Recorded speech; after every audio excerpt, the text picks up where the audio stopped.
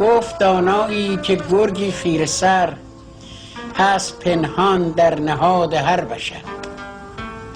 لاجرم جاریست پیکاری سترگ، روز و شب ما بین این انسان و گرگ.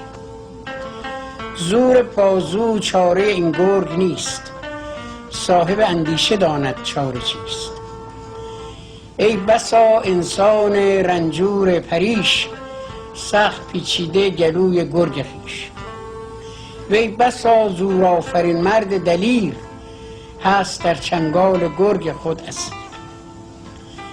هر که گرگش را در اندازد به خاک، رفته رفته می شود انسان پاک. وان که از گرگش خورد هر دم شکست، گرچه انسان می نماید گرگ است. وان که با گرگش مدارا می کند، خلق و خوی گرگ پیدا می کند. در جوانی جان گرگت را بگیر، وای اگر این گرگ گردد با تو پیر.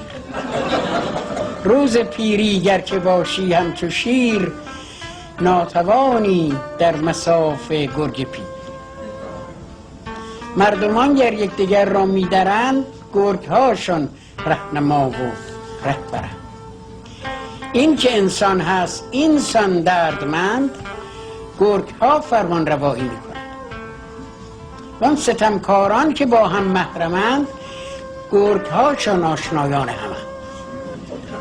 گرگ ها همراه و انسان ها غریب، با که باید گفت این حال عجیب.